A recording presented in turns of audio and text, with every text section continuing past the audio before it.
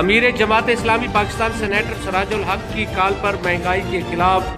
جہاں آج ملک بھر میں احتجاجی ریلیاں نکالی گئیں، وہاں جماعت اسلامی کوٹ ادو کے زیر اہتمام بھی ریلی نکالی گئی، جس کی قیادت امیر ضلع پروفیسر افتخار احمد ہاشمی، رانا شمشاد احمد، نائب امیر ضلع چودھری زید اجمل، پروفیسر غلام فرید الفت، امیر تحصیل کوٹ ادو نے کی۔ مقررین نے مہنگائی کے حوالے سے موجودہ حکومت کو تنقید کا نشانہ بناتے ہوئے کہا، جو حکومت عوام کو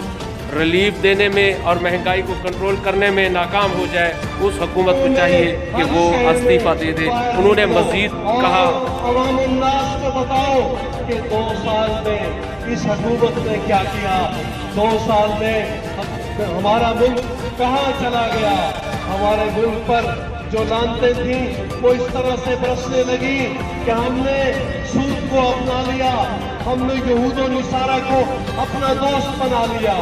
میرے نبی نے کہا کہ یہود و نصارہ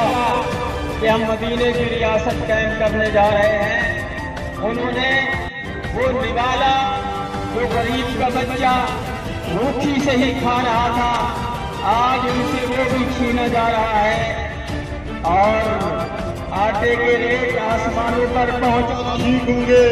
آپ لوگ آرام سے سوتے رہیں گے۔ جو مہنگائی بڑھتی رہے گی،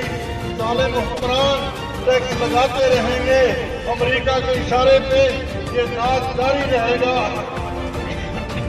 ڈالر کی قیمت بڑھتی رہے گی اور ڈالر کے ساتھ ساتھ تمام چیزوں کی قیمت بڑھتی جائے گی۔ آج حکمرانوں کو للکارنے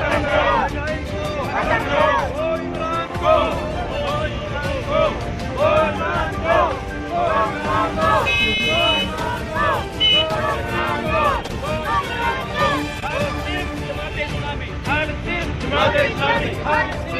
اسلامی